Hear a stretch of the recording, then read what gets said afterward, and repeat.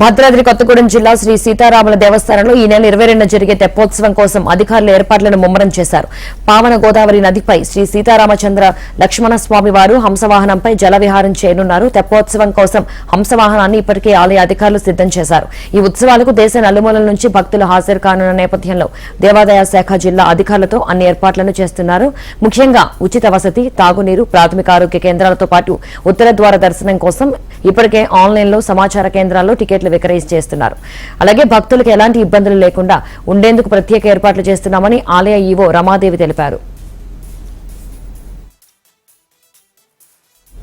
ఇప్పటికే విద్యుత్ దీపాలంకరణతో ఆలయాన్ని సర్వాంగ సుందరంగా అలంకరించారు. భక్తుల కోసం చలువ పందిళ్లు, ఉత్తర ద్వార దర్శనం వీక్షించడానికి సెక్టార్ల రూపంలో గ్యాలరీలు ఏర్పాట్లు చేస్తున్నారు.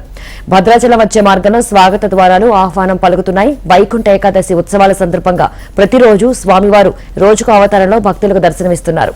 సాయంత్రం మిథిలా స్టేడియంలో సంగీత నాటక కార్యక్రమాలు భక్తులను అలరిస్తున్నాయి.